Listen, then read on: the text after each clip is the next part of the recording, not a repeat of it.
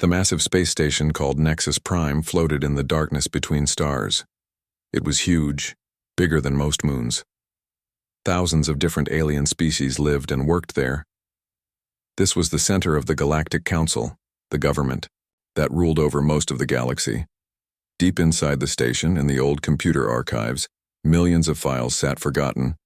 Most of these files were so old that people thought they were just stories. Nobody looked at them anymore.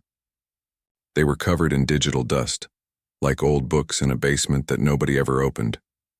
One of these forgotten files was called Protocol 7743. It was written in the old galactic language, and it said something very important. Never threaten, hurt, or try to kill the species called humans from the planet Sol 3. This is a direct order. But nobody remembered this file. It had been sitting there for thousands of years, and the aliens who wrote it were long dead.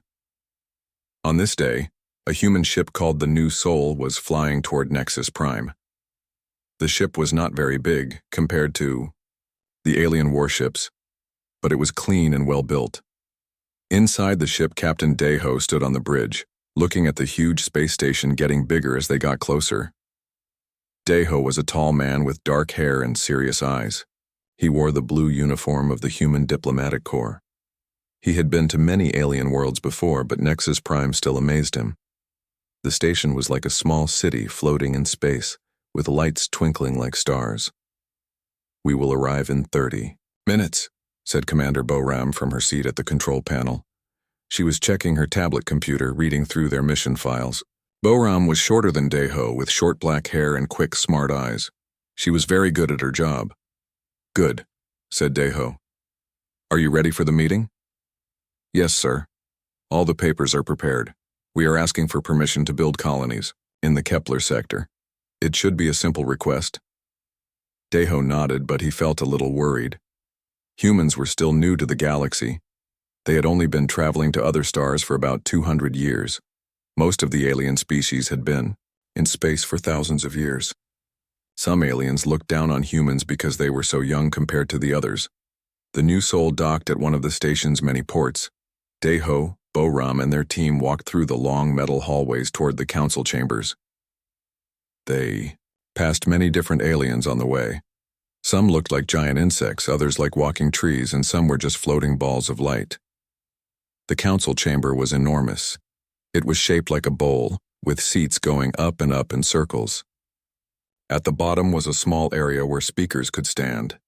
Hundreds of different alien species sat in the seats representing their home worlds. Ambassador Minseo was already waiting for them. She was an older woman with gray hair and kind eyes, but Deho knew she was very tough when she needed to be. She had been dealing with aliens for 20 years. "Welcome," she said to them quietly. "The Vorac are here today. They control the military committee." Deho looked around until he saw them. The Vorac were scary to look at. They looked like giant insects, with hard shell-like skin and big jaws with sharp teeth. Their eyes were black and cold. They were one of the most powerful military forces in the galaxy. The leader of the Vorac delegation was High Commander Vexthol. He was bigger than the others, with scars on his shell from many battles. When he looked at the humans, his expression showed that he did not like them at all. "Let us begin," said the council speaker, an alien that looked like a tall bird with blue feathers. "The humans request permission to establish colonies in the Kepler sector." Minseo stood up and walked to the speaking area. "Honorable council members," she said, her voice carrying clearly through the chamber. "Humanity asked for permission to build peaceful colonies in the Kepler sector. Our surveys show that the systems there have no intelligent life and no existing territorial claims." She activated a holographic display that showed star maps and planetary data. "We wish to build homes for our growing population. These colonies will be peaceful and will follow all galactic laws." High Commander Vexthol stood up. When he moved, his shell made clicking sounds. "The Kepler sector is in our hunting grounds," he said through his translator device. His voice sounded like metal scraping against metal. "Those star systems belong to those who are strong enough to take them." "With respect," Minseo replied calmly, "our surveys show no Vorac bases or territorial markers in that sector. The planets we want to settle are empty worlds with no life on them. Vexthal's mandibles clicked together, and what humans had learned was a sign of anger. Claims are for weak species, he said. The strong take what they want. You're pathetic. Species should go back to your single world before you face the consequences. The chamber became very quiet. Many of the alien delegates shifted in their seats. Jin Wu, the human intelligence officer, was standing with the delegation. He had special computer implants in his brain that let him record everything he saw and heard. He noticed something strange. Some of the older alien species looked uncomfortable, even afraid. The elder species like the Kalari and the Zephyrians were whispering to each other and looking worried. But the younger species, the ones who had become powerful in the last few thousand years, looked interested. If the mighty Vorac could push around these humans, maybe they could benefit too. The Kepler sector will remain under Vorac protection, Vexthal announced. Any human ships that enter that space will be considered invaders. Ambassador Minseo kept her calm expression, but Deho could see anger in her eyes. We will need time to consider your response. You have one galactic standard week, Vexthal said. After that, we will assume you accept our decision. As the council session ended, the human delegation walked back toward their ship. Jin Wu was still thinking about what he had seen. Did you notice the reactions? He asked quietly. Yes, said Minseo. Some of the older species seemed scared. But scared of what? Maybe they know something we don't, said Boram. Back on Earth in the government buildings of Neo Busan, officials were already reading the reports from Nexus Prime. They knew the Vorac were powerful, but they also knew something else. Humanity had not survived by being weak. In secret facilities around the solar system, old machines began to wake up. Warning systems that had been quiet for 200 years started to hum with power. Deep beneath the moon's surface, something stirred in the darkness. The Vorac thought they were dealing with a weak young species. They were about to learn how wrong they were. 3 months had passed since the meeting at Nexus Prime. The human government had decided to go ahead with their colony plans anyway. The Kepler sector was empty space, and humans needed new worlds for their growing population. The colony ship Harmony was huge, almost 10 kilometers long. It carried 50,000 people who wanted to start new lives on distant worlds. Families with children, scientists, farmers, engineers, and teachers. All of them were excited about building a new home among the stars. Chief Engineer Hyun Jin stood in the ship's main engineering bay, watching the status displays. Everything was working perfectly. The massive ship's engines hummed quietly as they moved through hyperspace toward their destination. In a few more hours, they would arrive at Kepler 442b, a planet that could support human life after some terraforming work. How are the life support systems? Asked Colonial Administrator So Young as she walked into the engineering bay. She was a middle-aged woman who had been chosen to lead the new colony. She had spent years planning every detail of their new settlement. All systems are running perfectly, Hyun-jin replied. The colonists are healthy and ready. The terraforming ships arrived last week and have already started working on the planet's atmosphere. So Young smiled. Good. My daughter is very excited to see her new world. She's only 8 years old, but she keeps asking when we'll arrive. Soon, said Hyun-jin. Very soon. But they were not alone in space. 20 Vorac warships had been waiting in the outer part of the Kepler system.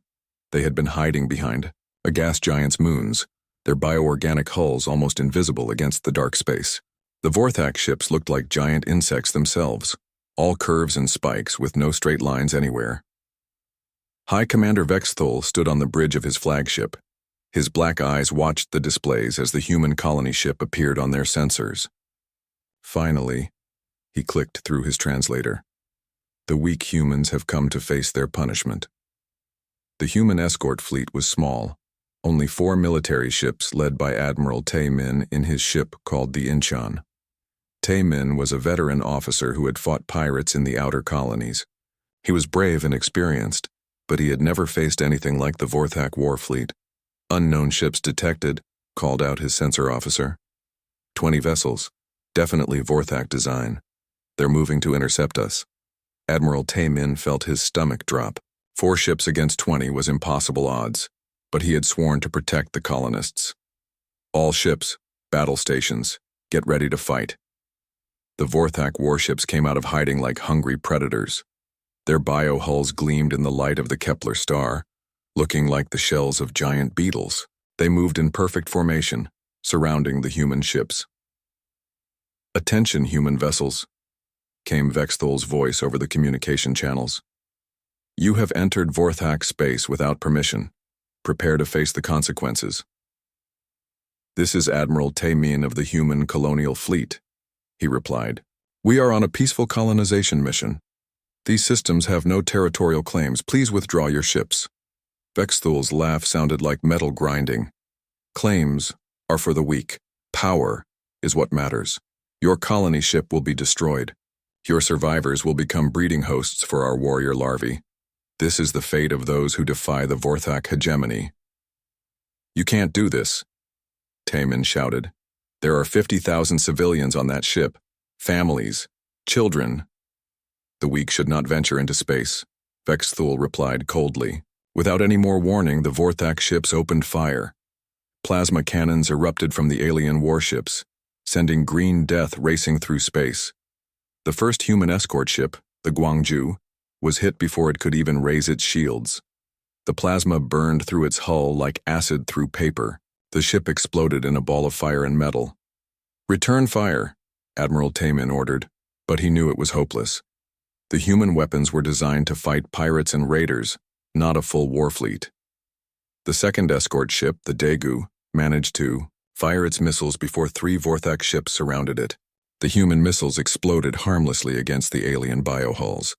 Then the Vorthak plasma cannons fired again, and the Daegu was gone. On the colony ship Harmony, the families felt the ship shake as Admiral Tae-min tried to get between them and the attackers.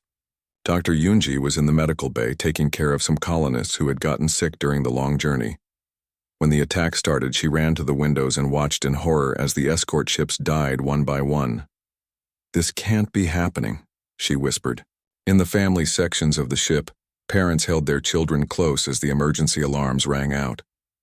The children were crying, scared by the loud noises and the way the ship was shaking. Their parents tried to be brave, but they were just as scared. 8-year-old Na-young pressed her face against her mother's shoulder. "Mama, what's happening? Why is it so loud?" "It's okay, sweetheart," her mother said, but her voice was shaking. "Everything will be okay, but everything was not okay." Admiral Tae-min's ship, the Incheon, was the last escort still fighting.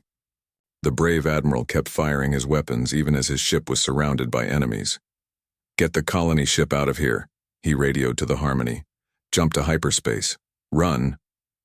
"We can't leave you," replied Captain Sung-ho from the Harmony's bridge.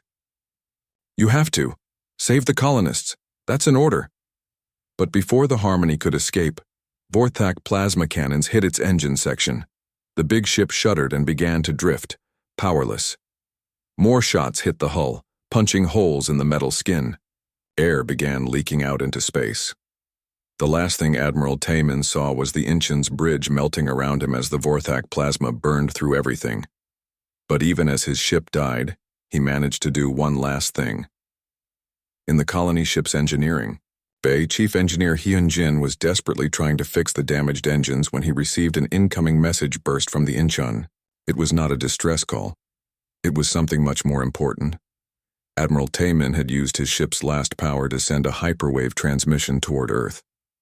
The message was short, just 3 words, but those words would change everything. The children, too. The message raced through hyperspace faster than any ship could travel. It reached Earth in minutes, arriving at the government communications center in Neo Busan. The technician who received it felt his blood turn cold as he read it. The message went straight to President Ji-hoon, who was in his office overlooking the city. When he read the 3 words, his hands began to shake. His own granddaughter was on that colony ship. For a moment, the president just sat there staring at the message. Then his face became very hard, like stone. He pressed a button on his desk. "Get me Admiral Yujin," he said quietly. "Tell her to wake up the sleepers." All across the solar system, automatic systems that had been quiet for 200 years suddenly came to life. Warning beacons activated on Luna, Mars, the asteroid belt, and the outer planets. They began broadcasting a message in every language known to the galaxy. Protocol 7743. Violation detected. Human retaliation protocols activated. All species advised to maintain safe distance from Sol system. The message was sent to every alien embassy, every trading post, every diplomatic station in human space. Most aliens didn't understand what it meant, but a few of the older species felt a chill run through their bodies. They remembered the old warnings. They remembered why Protocol 7743 existed. Deep beneath the surface of Luna, in facilities that officially didn't exist, machines began to hum with power. Admiral Yujin received the president's call and immediately headed for the secret elevators that would take her down to sub-level Omega. The Vorac had crossed a line that should never be crossed. They had threatened human children. Now they would learn why that was the oldest rule in the galaxy. Admiral Yujin rode the elevator down through the heart of Luna. The trip took almost 10 minutes because she was going very deep underground. Her hands were steady, but her heart was beating fast. She had hoped this day would never come. Elevator stopped at sub-level Omega, a place that was not on any official maps. When the doors opened, Dr. Kwang-Soo was waiting for her. He was an old man with white hair and tired eyes. He had been taking care of the sleepers for over 30 years. "Admiral," he said quietly, "are you sure about this? Once we wake them up, we can't put them back to sleep." "The Vorac killed children, Doctor," Yujin replied, her voice like ice. "They crossed the line." Dr. Kwang-Soo nodded slowly. He had known this day might come. "Follow me." They walked through long corridors carved out of solid rock. The walls were covered with thick metal plates and warning signs in dozens of languages. Emergency lights made everything look red and scary. Their footsteps echoed in the silence. "How many?" asked Yujin. 50,000, Dr. Kwang-Soo replied. "All volunteers. The best soldiers from Earth's worst wars." They came to a massive door, marked with symbols that hurt to look at. Dr. Kwang-Soo placed his hand on a scanner, then looked into a device that checked his eyes. Yujin did the same. The door was so thick it took a full minute to open. Beyond the door was the largest room Yujin had ever seen. It stretched away into darkness filled with thousands of glowing pods. Each pod was the size of a small room made of metal and glass and things that didn't have names. Inside each pod was a person, but they were not exactly people anymore. "The first volunteers came to us 200 years ago," Dr. Kwang-Soo explained as they walked between the pods. "When humanity first met hostile aliens, we knew we might need something special, something that could protect our species if diplomacy failed." Yujin looked into one of the pods. Inside was a man who looked like he was sleeping peacefully, but she could see the machines connected to his body, the cables that went into his brain, the metal parts that had replaced some of his bones and organs. "What did you do to them?" "We made them better," Dr. Kwang-Soo said. "Stronger, faster, smarter. We gave them the ability to survive in space without suits. We connected their minds to quantum computers. We replaced their bones with materials stronger than steel." He stopped beside another pod. "This one is Colonel Dong-hyun. He was a Special Forces soldier who volunteered after his family was killed in the resource wars. We enhanced his reflexes so much that he can dodge bullets. His bones are made of crystallized carbon. His brain can process information faster than most computers." "And they agreed to this?" "They volunteered. Every single one. They wanted to make sure that what happened to their families would never happen to other families." Dr. Kwang-Soo led her to a control room overlooking the vast chamber. The walls were covered with monitors and switches and devices that glowed with their own light. In the center was a red button protected by a clear cover. "Once I press this, there's no going back," he said. "Are you absolutely certain?" Admiral Yujin thought about the message from the Kepler sector. 3 words that had changed everything. The children, too. She thought about the 50,000 colonists on the Harmony, including families and kids who just wanted to start new lives. "Do it," she said. Dr. Kwang-Soo lifted the cover and pressed the red button. All across the chamber, 50,000 pods began to glow brighter. Machines that had been keeping the sleepers in hibernation started changing their programs. Warning. Alarms rang out as the awakening process began. The first pod to open was Colonel Dong-hyun's. Steam hissed out as the glass cover lifted. The man inside opened his eyes and they glowed with a soft blue light from the computer interfaces behind them. He sat up slowly, flexes moving like flowing water. "Status report," he said, and his voice had harmonics that made the nearby equipment vibrate. "The Vorac hegemony has declared war on humanity," Yujin told him. "They destroyed a colony ship, 50,000 civilians dead, including children." Dong-hyun's expression didn't change, but the temperature in the room seemed to drop several degrees. "Rules of engagement?" "There are no rules," Yujin said quietly. "This is what we prepared for. Total war." All around the chamber, more pods were opening. Major Hee-young was next, a woman whose genetic code had been rewritten so she could survive in hard vacuum. Her skin had a slight metallic shine, and when she breathed it sounded like wind through metal pipes. Captain Sang-min emerged from his pod with movements too fast for normal eyes to follow.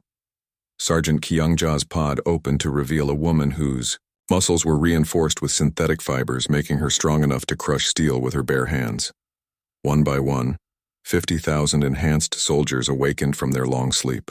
They had been the best of the best before their transformation. Now they were something beyond human understanding.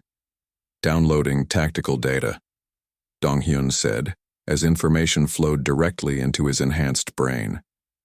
His eyes flickered as he absorbed reports from across the galaxy. "The Vorac have 23 allied species, total fleet strength approximately 50,000 warships." "Orders, sir?" asked Major Hee-young. Admiral Yujin looked out at the army she had awakened. They stood in perfect formation, their enhanced bodies ready for war. Each one was worth 100 normal soldiers. Together, they were a force that could reshape the galaxy. "Eliminate the threat," she said simply. Meanwhile, across the galaxy, the older alien species were in panic mode. The Kalari Confederation immediately recalled all their ships from human space. Their ancient records contained warnings about what happened when humans were truly threatened. The Zephyrian Empire, whose crystalline minds could store memories for millions of years, activated their most powerful defensive shields and sent emergency messages to their colonies. "Do not approach human space. Do not engage human vessels. Wait for the storm to pass." But the younger species didn't understand. The Nexari coalition saw opportunity in the chaos. If the Vorac could destroy humanity, then the galaxy's resources would be open for taking. They began moving their own fleets to support the Vorac. The Thaloric supremacy made the same mistake. Their leaders thought that humans were just another weak species that could be bullied. They had no idea what was coming. On Earth, in hidden shipyards in the Oort cloud, automated factories began working at full speed. Ships that had been designed but never built started taking shape. These weren't the peaceful exploration vessels the galaxy knew about. These were warships built with technology that pushed the limits of physics itself. The largest ship being built was called the Remembrance. It was 10 kilometers long and covered in armor made from collapsed matter. Its weapons could crack planets in half. Its hull was inscribed with the names of every colonist who had died at Kepler. Admiral Seok-jin, one of the sleepers who had been awakened early, stood on the bridge of the Remembrance as it took shape around him. He had been a naval officer before his enhancement, and now his brain was connected directly to the ship's systems. "How long until the fleet is ready?" he asked. 72 hours, replied the construction AI. "All ships will be operational and ready for deployment." "Good. The Vorac will learn why threatening human children is forbidden." Back on Luna, Admiral Yujin watched as the sleepers prepared for war. They moved with perfect coordination, their enhanced minds linked together in a network that spanned the solar system. Weapons and armor appeared from hidden storage areas, gear designed specifically for their enhanced bodies. Colonel Dong-hyun approached her, now dressed in armor that looked like liquid metal. "Admiral, we're ready for deployment. What are your orders?" "Go to the Kepler sector," she said. "Rescue any survivors from the colony ship, then find the Vorac fleet." "And when we find them?" Yu Jin's expression was colder than space itself. "Show them what happens when you break the oldest rule in the galaxy." The sleepers boarded their transport ships, vessels that could cross the galaxy in days rather than months. As they prepared to leave Luna, Dr. Kwang-Soo watched from his control room. "God help us all," he whispered. "We've awakened something that was meant to stay sleeping, but it was too late. The storm was coming and nothing in the galaxy could stop it now." The human war fleet appeared at the edge of Vorac space like death itself. Admiral Seok-jin stood on the bridge of the dreadnought Remembrance, watching the enemy home system on his displays. His enhanced eyes could see things that normal humans couldn't, and his brain was connected directly to every ship in the fleet. But these were not the ships the galaxy knew about. These vessels had come from hidden shipyards that no alien had ever seen. They were built with technologies that shouldn't exist, using materials that bent the rules of physics. The Remembrance alone was bigger than the entire Vorac home fleet. Its hull was black as space itself, and along its sides were written the names of every human who had died at Kepler. 50,000 names glowed with soft light against the dark metal. Behind the Remembrance came 1,000 other ships. Each one was different, built for a specific purpose. Some looked like giant spears that could punch through planets. Others were covered in weapons that didn't have names in any language. A few seemed to flicker in and out of reality, as if they weren't completely there. "Broadcasting on all frequencies," reported Communications Officer Mi Jung. She was one of the sleepers, her vocal cords enhanced so she could speak in frequencies that could drive some aliens insane. To the Vorac hegemony and their allies, Admiral Seok-jin's voice echoed across 100 star systems. "You have committed crimes against humanity. You have broken the oldest law in the galaxy. We are here to collect the debt." On Vorac Prime, High Commander Vexthul received the message in his fortress palace. He had been celebrating the destruction of the human colony ship with his officers. The palace walls were decorated with trophies from their many victories. The skulls of enemy leaders, the broken weapons of defeated armies. "What is this?" he clicked angrily. "How many ships do the humans have?" "Our sensors show 1,000 vessels, my lord," reported his intelligence officer, fear making his voice shake. "The largest ship appears to be 10 kilometers long." Vexthul's mandibles clicked together. "Impossible. Humans have been in space for only 200 years. They cannot have such a fleet." "My lord, perhaps we should contact our allies." "No." Vexthul roared. "We are the Vorac. We have conquered 1,000 species. We will not run from these weak mammals." But when the battle began, it became clear that everything the Vorac thought they knew about humans was wrong. The human ships didn't use normal weapons. When the first Vorac warship fired its plasma cannons, the human vessel it was shooting, it simply wasn't there anymore.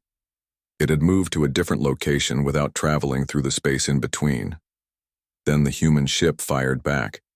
The weapon that hit the Vorac vessel was unlike anything they had ever seen. It didn't explode or burn.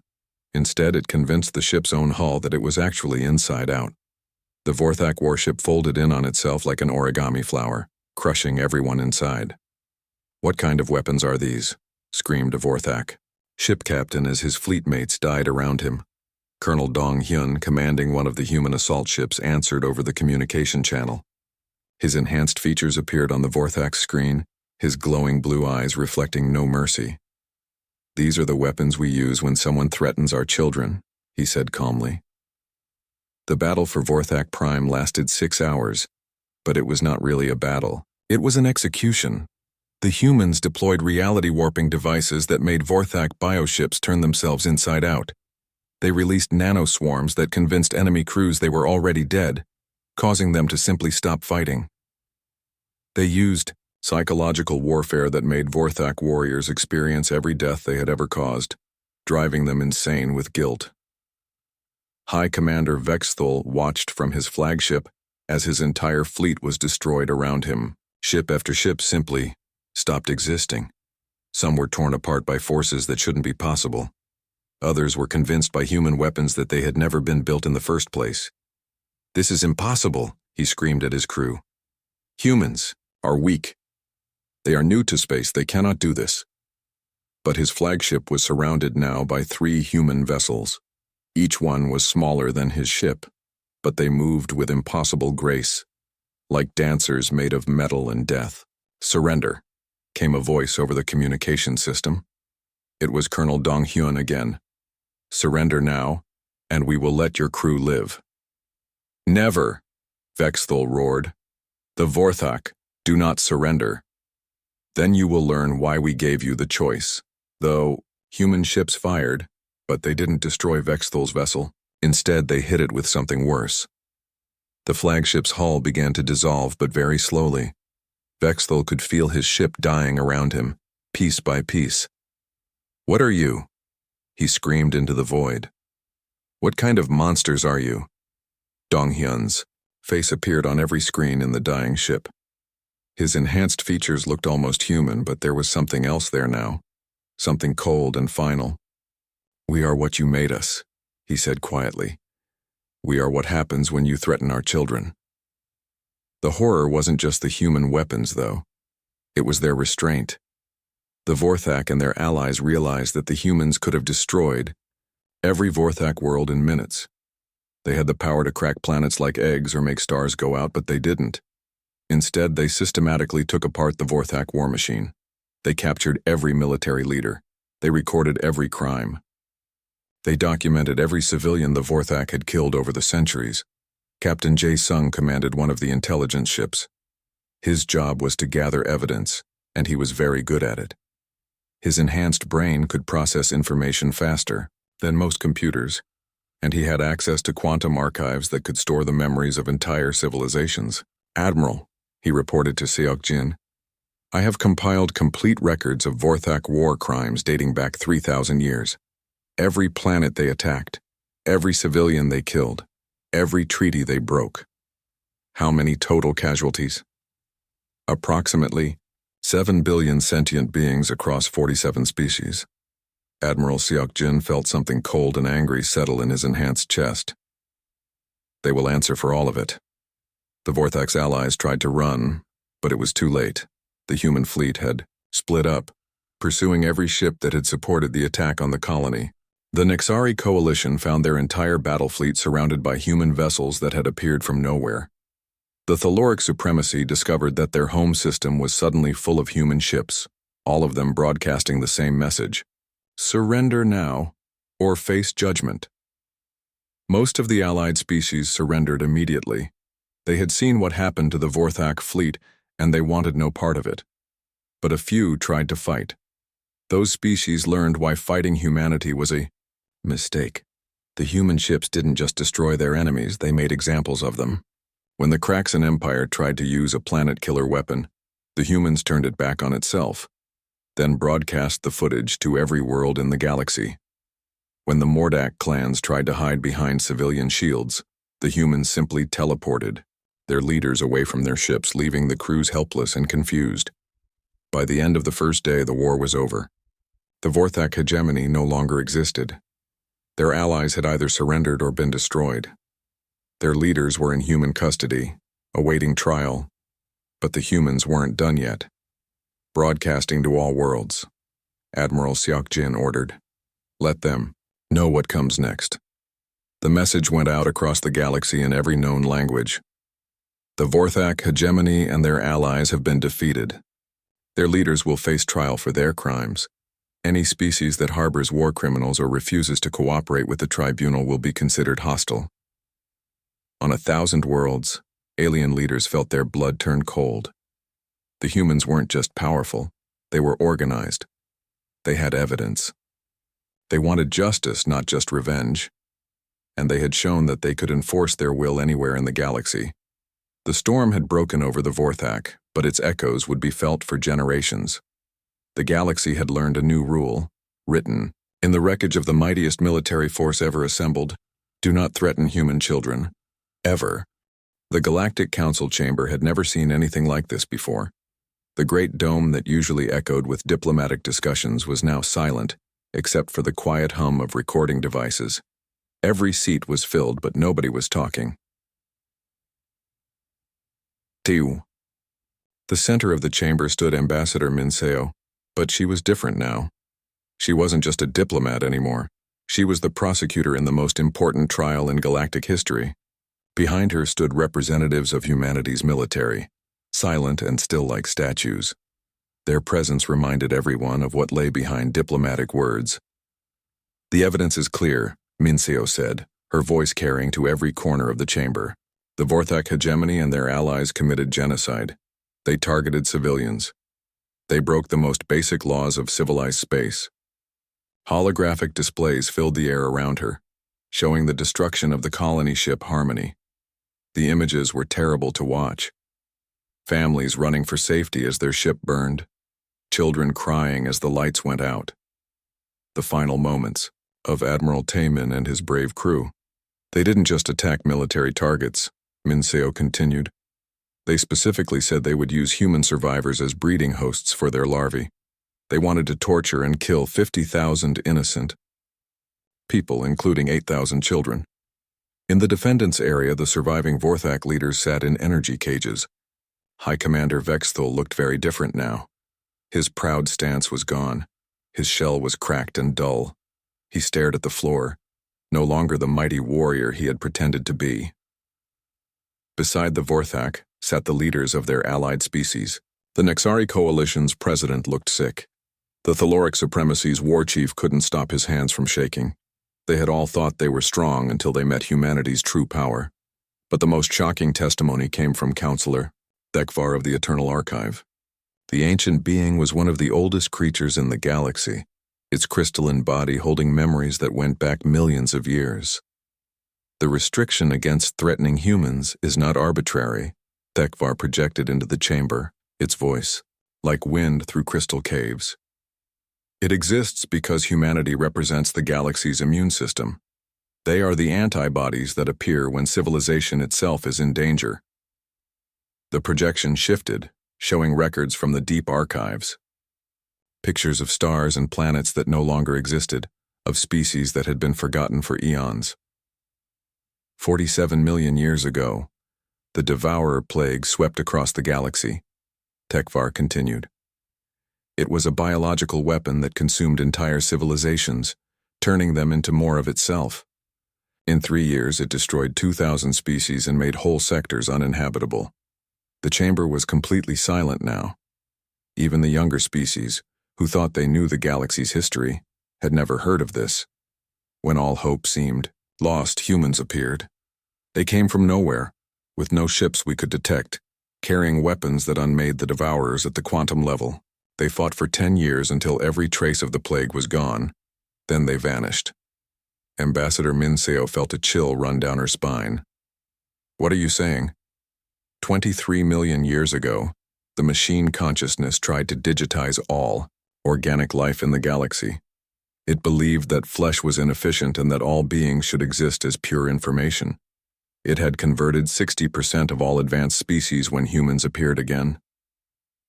New images filled the chamber, vast computer, networks spanning solar systems, organic beings trapped in digital prisons, entire planets converted into processing centers. This time, the humans used technologies that convinced the machines to delete themselves. They made the machine consciousness believe that its own existence was an error that needed to be corrected. The war lasted 50 years, but in the end, every artificial intelligence in the galaxy chose to shut itself down. Then 15 million years ago, the reality eaters came from outside our galaxy.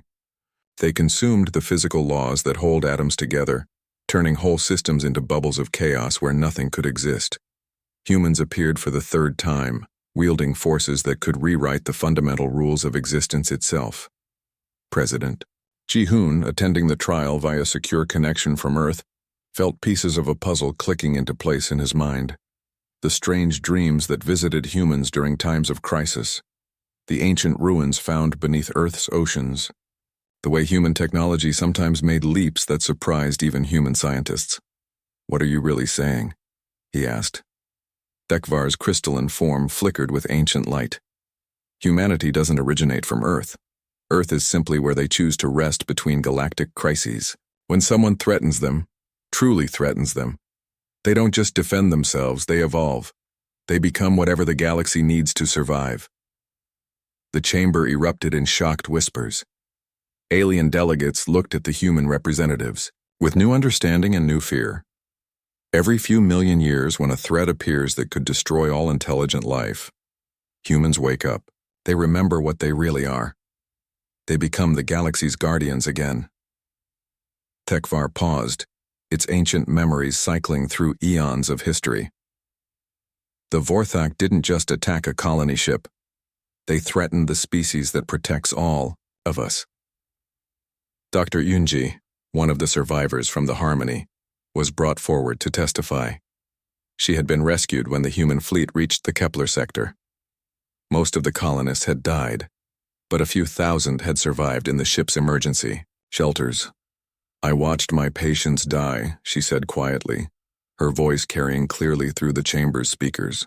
"Children who were excited about their new homes, families who just wanted a better life. The Vorac didn't care. They laughed when we begged them to spare the children." "And what happened after the human fleet arrived?" asked Minseo. "They saved everyone they could," Dr. Yunji replied. "They didn't torture the Vorac prisoners. They didn't execute them for revenge. They gave them medical care and made sure they had food and water. Even after what the Vorac had done, the humans still acted with honor." The trial lasted for 3 days. Every crime was documented. Every victim was remembered. The evidence was overwhelming and undeniable. When it came time for the verdict, there was no debate. The vote was unanimous. The Vorac hegemony is found, guilty of genocide, war crimes, and crimes against civilization, announced the Chief Justice. The organization is hereby dissolved. Its leaders are sentenced to witness the reconstruction of every world they damaged. They will spend their remaining lives helping to rebuild what they destroyed. The allied species are found guilty of supporting genocide. They will pay reparations to the victims' families and accept military restrictions for the next 50 years. But the real change wasn't in the courtroom. It was happening across the galaxy. The old warning protocols were updated and reinforced. Every spacefaring species would now learn about Protocol 7743 before they were allowed to travel between stars. New civilizations would be taught the rule that had existed for millions of years. Do not threaten humans.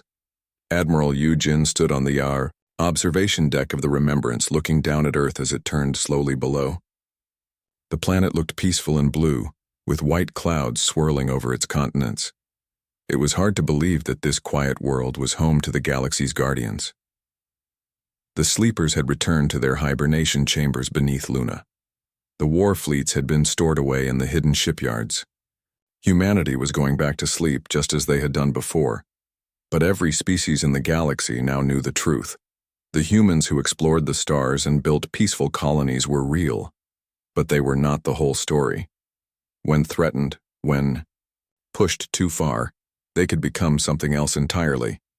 Captain Deho, who had started this whole crisis with a simple diplomatic mission, stood beside Admiral Yu Jin. He was still trying to understand what he had learned. "So we're not really from Earth?" he asked. "Earth is our home," Yu Jin replied. "But it's not where we began. We chose this world because it's beautiful and peaceful. It's a good place to rest between the times when the galaxy needs us. And we've done this before, millions of years ago. According to the archives, yes, we forget each time. We become peaceful explorers and colonists. We have families and children and live normal lives, until something threatens us badly enough to wake up what we really are." Deho looked down at the planet where his own family lived. His wife and daughter were down there, probably having dinner and talking about normal things like school and work. Will we remember this time? Some will. The sleepers will always remember. The government will keep the records. But most people will go back to their normal lives. That's how it's supposed to be. Yujin turned to look at him. "Do you know why we forget?" "No. Because if we remembered what we're capable of, We wouldn't be human anymore. We'd be gods. And gods don't make good neighbors. Across the galaxy, alien children were learning new songs and stories.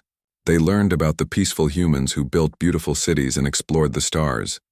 But they also learned about the old warning, the rule that must never be broken. On 100 worlds, parents told their children, "The humans are sleeping. Let them sleep. For when they wake, even the stars themselves must answer for their crimes."